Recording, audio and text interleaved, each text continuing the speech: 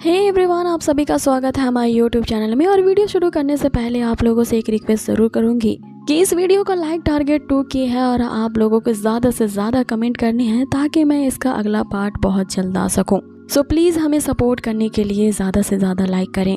तो जैसे कि हमने पिछले एपिसोड में देखा था कि किनान ने उस गैम्बलिंग हाउस से मिले सारे फ्रैगमेंट बॉक्सेस को खोल लिया होता है, जिसके अंदर से निकलने वाले फ्रैगमेंट्स को वो अपनी बॉडी की एंशिएंट ऑरा का यूज करते हुए उन्हें पिघला देता है। इसके कारण अब उसके पास काफी ज्यादा यूनिक तरह के वेपन्स आ गए होते हैं। तभी म्याओ म्याओ और रॉन गुस्से में आते हैं और किनान को बताते हैं कि उन शांगदाओ अलायंस वालों ने तो हद ही पार कर दी। उन्होंने अपनी हर शॉप के बाहर एक बोर्ड टांग रखा है जिसमें लिखा है किनान और उसके कुत्तों का आना मना है। अब इस बात ने म्याओ म्याओ को इतना गुस्सा दिला दिया होता है कि वो ये ठान लेती है कि वो उन शांगदाओ अलायंस वालों को तो मजा चखा के रहेगी। आगे वो उन अलायंस वालों को सबक सिखाने के लिए वे तीनों मिलकर के यहाँ एक तरकीब सोचते हैं, जिसे हम अभी थोड़ी देर बाद देखेंगे। साथ ही हमने ये भी देखा था कि यहाँ पे किनान का एक बहुत ही पुराना दुश्मन भी आ चुका होता है, वही लिंगजी, जिसे किनान ने एक कंपटीशन में काफी बुरी तरीके से हराया होता है। अब वो लिंगजी तो यहाँ शुरू से ही किनान से नफरत किया करता था, लेकिन उस कंपटीशन की हार ने किनान के प्रति उसकी नफरत को और भी ज्यादा बढ़ा दिया। अब आगे उस लिंगजी ने शांगदाओ अलायंस वालों से क्यों हाथ मिलाया होता है, ये हमें इस एपिसोड में पता चलेगा। एपिसोड के स्टार्टिंग में हम उसी लिंगजी को देखते हैं जो कि शांगदाओ अलायंस की ही उस बुढ़िया के साथ आई थी। वो जो बुढ़िया होती है वो इस अलायंस की सेंट पोजीशन पे होती है, इसीलिए वो लिंगजी को एक मेंबर बना के लाई होती है। यहाँ पे अपने चमचों से कहती है कि इसे उस ऑक्शन में शामिल होने दो, ये तुम्हारी काफी मदद करेंगे। लिंगजी आते ही उनके सामने ये प्रस्ताव रखता है कि उस ऑक्शन में पार्टिसिपेट करने के लिए उसके पास कई सारे रिचुअल इंस्ट्रूमेंट्स हैं जिन्हें वो इस ऑक्शन में रखवाना चाहता है। फिर गैम्बलिंग हाउस का ओनर उससे पूछने लगता है कि तुम्हारे ये जो इंस्ट्रूमेंट्स यानी कि जो वेपन्स होंगे उन्हें अच्छी किस्म के साथ साथ एक्स्ट्रा ऑर्डिनरी होना पड़ेगा, तभी हम उसे अपने ऑक्शन में शामिल कर सकते हैं। अब ये बताने के लिए कि ये वेपन्स काफी ज्यादा रेयर है, लिंगजी उन सारे वेपन्स को उसके सामने अपेयर कर देता है। अब वो सारे वेपन्स की बॉडी जो होती है वो किसी 9 शॉट किंग से बनी होती है, जिनमें से एक जो होता है उस तलवार की बॉडी तो 1 शॉट एम्परर की होती है। ये देख के मास्टर मुंह से कहने लगता है कि ये तो तुम्हारे वेपन्स है, हालांकि रेयर काइंड ऑफ मटेरियल से तो बने हैं, लेकिन इसकी पुष्टि करने के लिए तुम्हें ऊपर आना पड़ेगा। वहाँ पे हमारे 6 एल्डर हैं, उनके द्वारा ये वेपन्स जांच किए जाएंगे। उसी के बाद वो फैसला करेंगे कि इन वेपन्स को ऑक्शन में रखना है कि नहीं। आगे उस लिंगजी और उसके वेपन्स को 2nd फ्लोर पे ले जाया जाता है। अब जाते हुए यहाँ पर ओनर कहने लगता है कि इस बुढ़िया और लड़की के साथ ये जो बंदा आया है ये मुझे कुछ ठीक नहीं लग रहा है, और मुझे इनका इस तरह अचानक से आना तो काफी ज्यादा स्ट्रेंज लग रहा है, इसलिए हमें इनसे सावधान रहना होगा। अब आगे लिंगजी की मुलाकात 2nd फ्लोर के उसी 6 एल्डर उस टकलू से करवाई जाती है। अब यहाँ मास्टर मू जो होते हैं इन दोनों के बीच इंट्रोडक्शन करवाते हैं। अब मास्टर मू पहले से ही ये जानते थे कि यहाँ जो लिंगजी के इंस्ट्रूमेंट्स हैं वो काफी ज्यादा रेयर हैं, लेकिन फिर भी यहाँ इनका ड्रामा चल रहा होता है ताकि ये उससे कम कीमत पे खरीद पाएं। आगे वो इस बात की जानकारी उसी 6 एल्डर को जाकर के बताते हैं कि ये जो बंदा अपने साथ 10 इंस्ट्रूमेंट्स वेपन लाया है ये काफी ज्यादा ऑथेंटिक और काफी रेयर काइंड ऑफ मटेरियल से बने हुए हैं, लेकिन इसके इन मैजिकल वेपन में मुझे थोड़ी गड़बड़ नजर आ रही है, और वो गड़बड़ इनके अंदर की स्पिरिट की है, क्योंकि इसके ये जो सारे वेपन्स हैं वे सभी के सभी एक ही स्पिरिट से बिलोंग करते हैं। तो आखिर क्यों ही कोई कल्टीवेटर सेम स्पिरिट का यूज करेगा इन सारे वेपन्स को बनाने के लिए। इनके बाद वो लिंगजी सुन लेता है और उनसे कहने लगता है ये जो वेपन्स बनाने के मटेरियल्स हैं उसने सारे के सारे मटेरियल्स को एक फॉरबिडन प्लेस से हासिल किया है, जिसके कारण वहाँ की फॉरबिडन एनवायरनमेंट ने इन मटेरियल्स पे अफेक्ट डाला है। तो इसमें इतना सरप्राइज होने वाली क्या बात है, वे सभी के सभी मटेरियल्स एक ही जगह से आए हैं, इसीलिए इनमें एक तरह की स्पिरिट होना तो लाजमी है, और अगर इन सारे 10 वेपन की सेम स्पिरिट है तो इसमें कोई बुरी बात नहीं है। जिसपे 6 एल्डर उसे कहता है कि तुम बात तो सही कह रहे हो, क्योंकि अगर किसी वेपन की सेम तरह की स्पिरिट होती है तो उसी वे जा सकते हैं, और ऐसा करने से समय की बचत होगी, इसीलिए तुम सही कह रहे हो, लेकिन हम इसे काफी ज्यादा हाई प्राइस पे एक्सेप्ट नहीं कर सकते। इस पे लिंगजी उससे कहता है कि मैंने इस अलायंस के बारे में तो काफी सुन रखा था, लेकिन ये तो यूजलेस ही निकला, क्योंकि मैं यहाँ खुद ही चल करके आया हूँ और काइंडली तुम्हें ऑफर कर रहा हूँ अपने इन 10 रिचुअल इंस्ट्रूमेंट्स का, लेकिन तुम लोग अपनी आदत से बाज नहीं आओगे। इसमें जानबूझ करके नुक्स निकालने की कोशिश की जा रही है, और जब खरीदना ही नहीं है तो मुझे यहाँ फिर इन्वाइट करने का मकसद क्या है? क्या मैं तुम्हारे सवालों के जवाब यहाँ देने आया हूँ? और अगर मुझे उस संत ने इन्वाइट नहीं किया होता तो मेरे जूते भी यहाँ नहीं आते। इतना कहते ही वो लिंगजी जो होता है वो चल पड़ता है। जिसमें वो मास्टर मू जो होता है वो लिंगजी को जाने से रोक लेता है और यहाँ पे उनसे माफी मांगता है।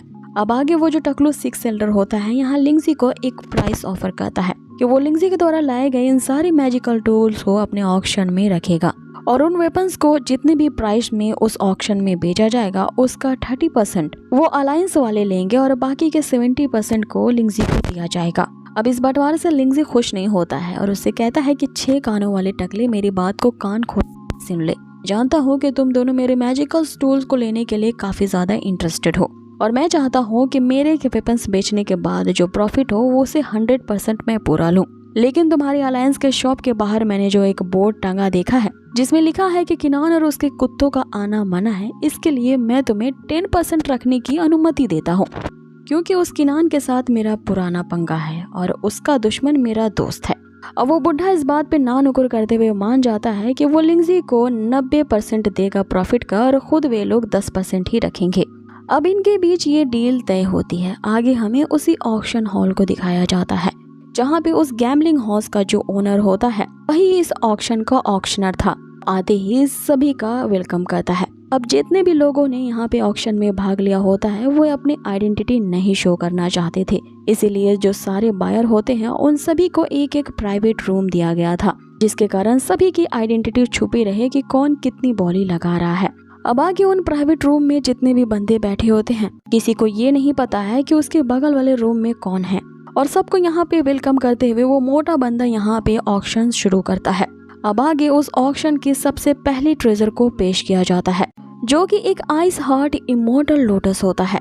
इसके बारे में वो मोटा बंदा कहता है कि इस हार्ट इमोर्टल लोटस के बारे में तो सभी जानते हैं, इसके फंक्शंस क्या है ये बताकर वो किसी को भी बोर नहीं करना चाहता, इसीलिए इसकी बोली 300 टेल से शुरू की जाती है। लेकिन सभी को याद रखना है कि अगर इसकी वो बोली बढ़ाना चाहते हैं तो उन्हें कम से कम 50 टेल्स बढ़ाकर ही बोली लगानी होगी, इससे कम वो बोली नहीं लगा सकते। और ज्यादा से ज्यादा बोली बढ़ाने के लिए वो कितनी भी लिमिट तक जा सकते हैं, लेकिन कम से कम ये 50 टेल की प्राइस तक तो होनी ही चाहिए। अब आगे उन प्राइवेट रूम में बैठे जो बंदे होते हैं यहाँ एक के बाद एक बोली लगाना शुरू करते हैं। कोई 350 कहता है तो कोई 400 कहता है तो कोई 500, तो फिर एक कमरे से आवाज आती है 600। लेकिन एक प्राइवेट रूम नंबर 6 में किनान और उसके दोस्त होते हैं। अब किनान और उसके दोस्तों ने उसी ट्रांसफॉर्मेशन टेक्निक का यूज करके अपना वेश बदल लिया होता है। किनान ने यहाँ पे अपने ही दोस्त और शी के भाई जोलिंग का वेश बनाया होता है और मियाओ मियाओ ने यहाँ किनान ही के दोस्त हाओलॉन्ग का वेश बनाया होता है। सबसे ज्यादा फनी तो वो रॉन होता है जिसने यहाँ पे यूना का वेश बनाया होता है। अब आगे उस लोटस ट्रेजर के अपेयर होती है जो मियाओ मियाओ होती है हाओलॉन्ग के वेश में। वो किनान से जिद करने लगती है कि मुझे ये ट्रेजर किसी भी हाल में चाहिए। इस पे किनान जो होता है वहाँ डायरेक्ट ही 2000 टेल की बोली लगा देता है। अब इतनी बोली ऊंची सुनते ही वो जो मोटा होता है वो रूम नंबर 6 के हवाले उस ट्रेजर को कर देता है। किनान यहाँ पे मियाओ मियाओ से कहने लगता है कि अभी भी मैं तुम्हारे इस बदले हुए रूप से थोड़ा आदी नहीं हुआ हूँ, इसलिए मियाओ मियाओ मुझे इस तरह से पुकारना बंद करो।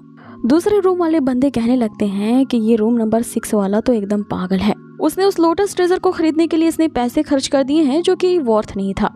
अब आगे उस ऑक्शन की सेकंड आइटम पेश की जाती है जो कि एक डेमन सेक्ट का पीक इनर एलिक्सर होता है। अब इस एलिक्सर का नाम सुनते ही जो रॉन होता है यूना के वेश में वो तो किनान से बच्चों की तरह जिद करने लगता है कि प्लीज किनान इस एलिक्सर को मेरे लिए ले लो, अगर तुम ये खरीद लेते हो ना मैं 3 दिनों तक तुम्हारी सवारी बनने के लिए तैयार हूँ। अब इसकी बोली तो अभी शुरू भी नहीं हुई थी और यहाँ किनान ने 2000 टेल्स की बोली लगा दी होती है। अब वो जो मोटा होता है इस ट्रेजर को भी रूम नंबर 6 के हवाले कर देता है। अब इस ट्रेजर को भी यहाँ पे रूम नंबर 6 वालों ने ले लिया था। ये सुनते ही दूसरे कमरे वाले बौखला जाते हैं, क्या ये बंदा पूरी तरह से पागल है कि ये हमें खरीदने का मौका ही नहीं दे रहा है। अब आगे तीसरा, चौथा, 5वां ट्रेजर पेश किया जाता है। ट्रेजर के पेश होने से पहले ही किनान कह देता था 2000 टेल्स।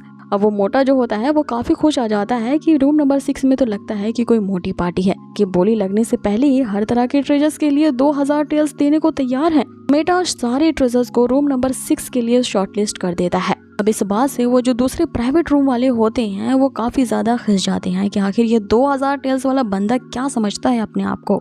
अब यहाँ पे वो 6 कानों वाला एल्डर भी सोचने लगता है कि आखिर रूम नंबर 6 में कौन है जिसने इस ऑक्शन के आधे से ज्यादा ट्रेजर्स को खरीद लिया है। अब आगे उस ऑक्शन की सबसे महंगी और इम्पोर्टेंट ट्रेजर को पेश किया जाता है जो कि एक ऐसा गन वेपन होता है जिसे बनाने के लिए मीटरॉइड आयरन का यूज किया गया है। अब जैसे ही वो ट्रेजर सबके सामने पेश होता है, किनान इसे देख करके काफी खुश हो जाता है और वो ये कहने लगता है कि अभी अभी जो उसने सारे ट्रेजर्स खरीदे हैं वो तो सिर्फ एक एपेटाइजर था, अभी असली चीज तो ये है और वो किसी भी हालत में इस गन को खरीद के ही रहेगा, क्योंकि वे सारे ट्रेजर्स तो किनान के नजर में सिर्फ घास फूस थे और ये जो अभी ट्रेजर दिखाया गया है उसके लिए एक बड़ी शाही दावत जैसी है, इसीलिए वो तो इसे किसी भी हाल में किसी दूसरे के हाथ में नहीं जाने देगा। अब आगे मोटा उस वेपन की ही तारीफें करने लगता है और बताता है कि ये जो गन वेपन है ये किंगली स्पिरिट नामक एनर्जी से बनाया गया है, लेकिन साथ ही साथ इस वेपन के साथ 3 और ट्रेजर्स इसमें अटैच हैं जो कि सेम स्पिरिट से ही बनाए गए हैं।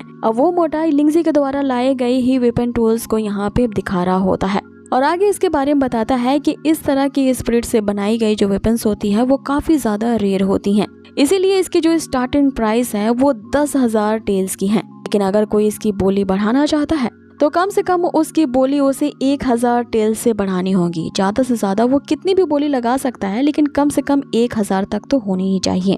अब आगे एक कमरे से आवाज आती है 11,000, तो कोई दूसरा कमरे से ऑफर करता है 13,000, तो किसी तीसरे रूम से 14,000 की ऑफर प्राइस आती है।